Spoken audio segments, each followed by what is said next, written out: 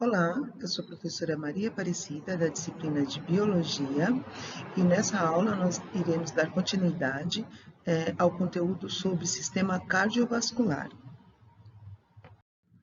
Para essa aula, nós iremos utilizar o livro-texto, o 3, a partir da página 144. Esta é uma aula para a turma do segundo médio A e segundo médio B. Bom, pessoal, na aula anterior nós havíamos visto que existe os corações, né, bicavitários, o coração tricavitário e o coração tetracavitário. O coração tetracavitário é aquele que apresenta 4 cavidades, ou seja, 2 átrios e 2 ventrículos. Nós havíamos visto também que a circulação ela pode ser aberta ou fechada. Ela é fechada quando o sangue ele circula apenas dentro de vasos. Nós aprendemos que a circulação ela pode ser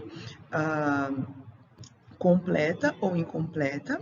Quando ela é completa, quando não há mistura de sangue venoso, sangue pobre em gás oxigênio, com sangue arterial, sangue rico em gás oxigênio, e ela pode ser dupla, né, ou simples. Dupla quando toda a circulação ela precisa passar 2 vezes pelo coração para ser completa.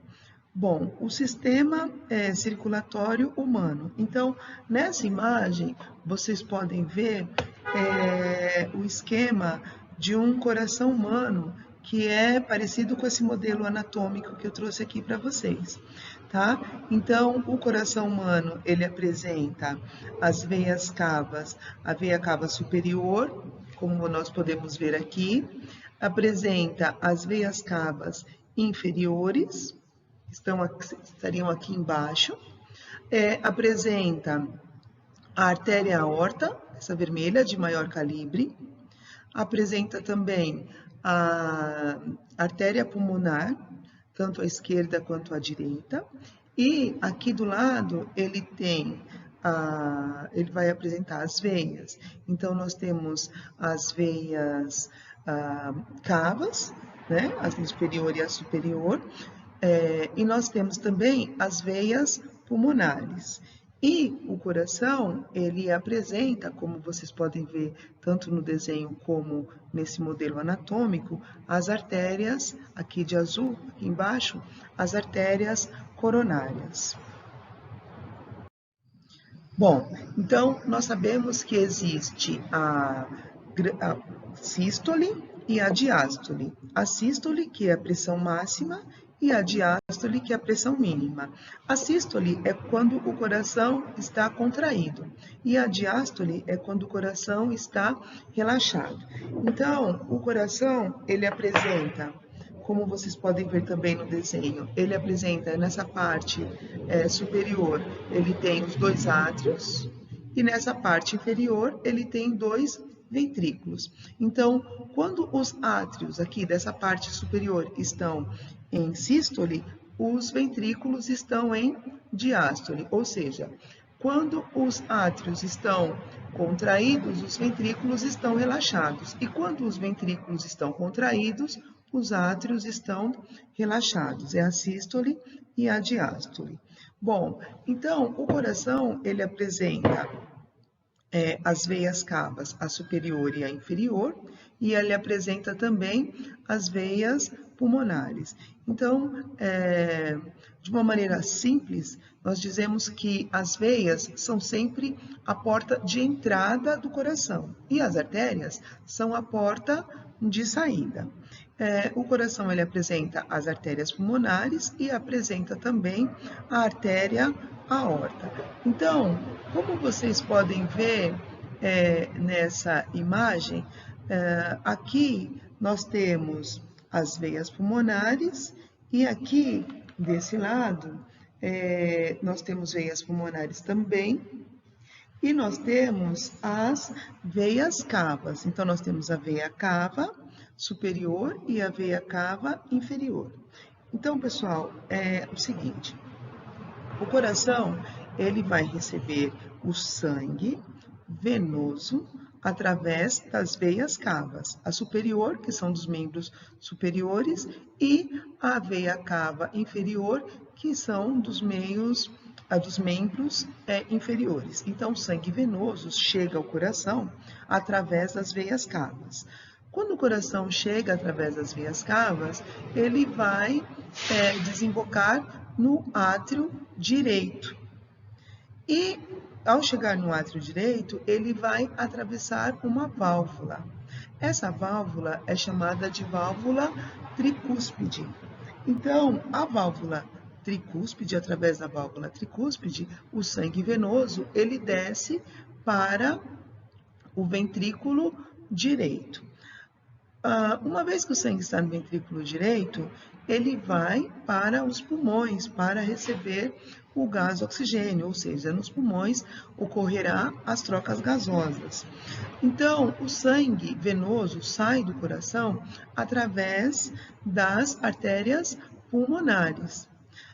Uma vez que esse sangue sai através das artérias pulmonares, ele vai para os pulmões, e nos pulmões vai ser feita a hematose, ou seja, as trocas gasosas. Então, esse sangue que era venoso, ele volta ao coração arterial.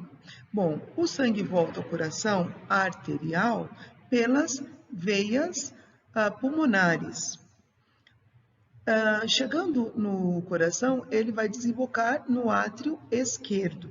O sangue, então, ele vai atravessar a válvula bicúspide ou mitral e chega até o ventrículo esquerdo. Esse sangue agora arterial que está no ventrículo esquerdo, ele vai sair através da artéria aorta, que é a artéria de maior calibre, que será distribuído para todo o corpo. Então, nós dizemos que existe a pequena circulação e a grande circulação. Então, a pequena circulação consiste no coração, os pulmões, coração. E a grande circulação consiste no corpo, coração, corpo. O coração, ele possui as artérias coronárias. As artérias coronárias, elas servem para receber o oxigênio e a glicose que irá nutrir o coração. Então, como o coração é um órgão, ele é feito de tecidos e os tecidos são feitos de células. Então, para que seja obtida a energia necessária para o funcionamento do coração, é necessário que ele receba a glicose e o oxigênio. Então, quem vai nutrir o coração com essa glicose, e o nitrogênio são as artérias coronárias. Infarto do miocárdio. Então, o infarto do miocárdio, ele ocorre por uma obstrução, que pode ser total ou parcial, dessas artérias coronárias, que levam a um quadro de isquemia. O que é essa isquemia? É uma interrupção. Então, o sangue deveria chegar em determinado local e ele não chega. Então, uma interrupção desse fluxo sanguíneo. E aí, se não houver esse fluxo sanguíneo, o coração não vai receber os nutrientes, no caso, a glicose e o oxigênio, que é a hipóxia. E o coração, ele vai, quando ele passa por esse quadro de isquemia, a pessoa sente uma dor no peito. Essa dor no peito é chamada de angina pectoris, e ela pode se prolongar pelo pescoço, o queixo e o braço esquerdo. Essa doença arterial coronariana, ela ocorre pela obstrução que foi feita através de placas de ateroma, placas de gordura, causando a aterosclerose. Uma vez que essas placas se rompem, o que vai acontecer? Vai formar um coágulo. E esse coágulo, ele vai levar a uma trombose, causando a total obstrução dessa parede, das artérias. Esse infarto, uma vez que ocorre o infarto, essas células morrem. Elas morrem porque elas não vão receber os nutrientes necessários para a produção de energia. Então, quanto maior a parte afetada, mais grave, né, é essa parada cardíaca. Essa angina pode ficar cada vez mais grave, aqueles casos de infarto fulminante.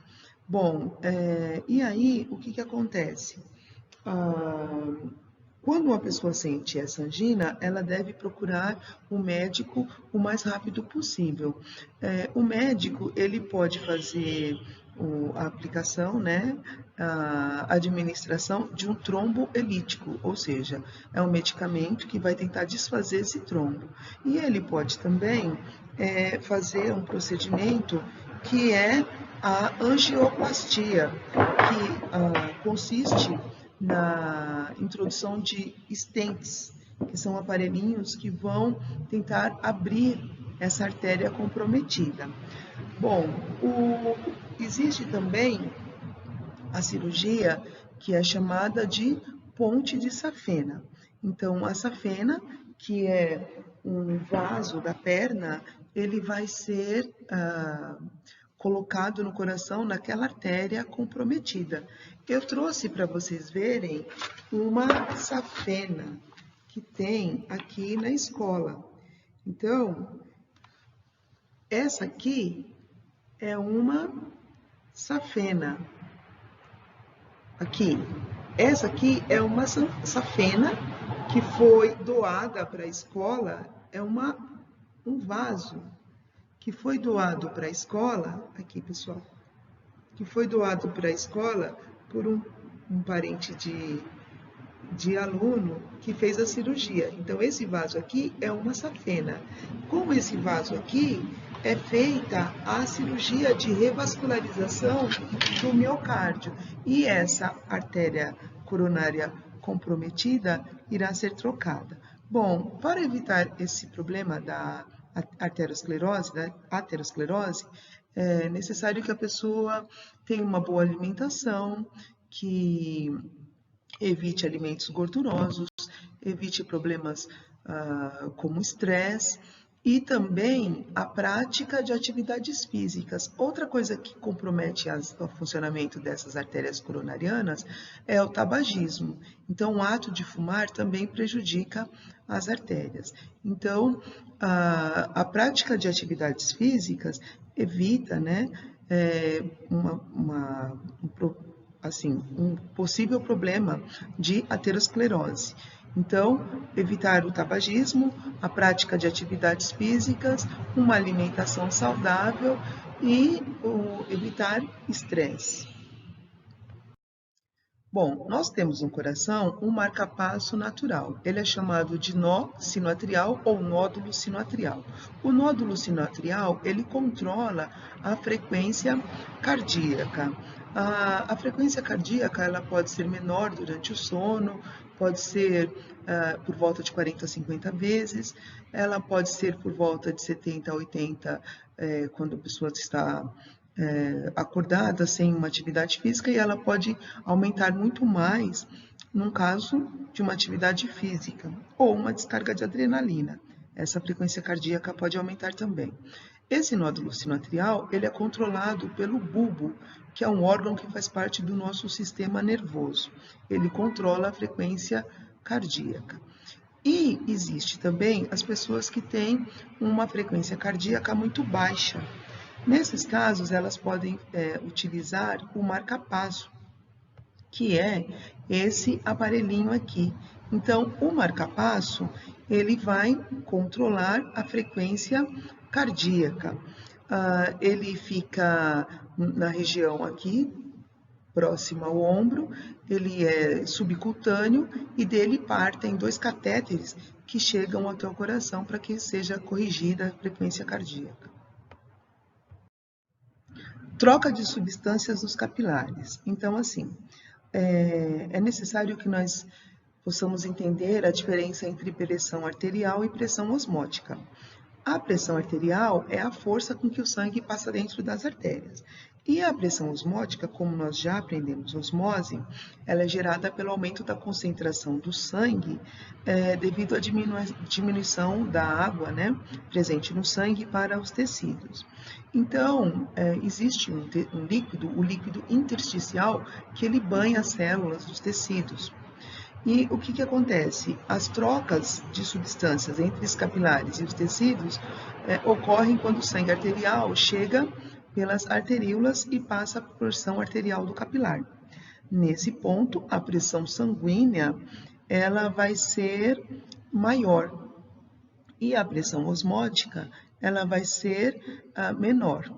Que aqui, no caso, a pressão arterial, né, ela é representada por essas setinhas vermelhas e a pressão osmótica por essas setinhas verdes. E o que acontece? Ao percorrer o capilar, a pressão sanguínea diminui e à medida que a pressão osmótica aumenta. No final do capilar, a porção venosa, a pressão osmótica ela é maior que a arterial, absorvendo esse líquido intersticial de volta para o sangue.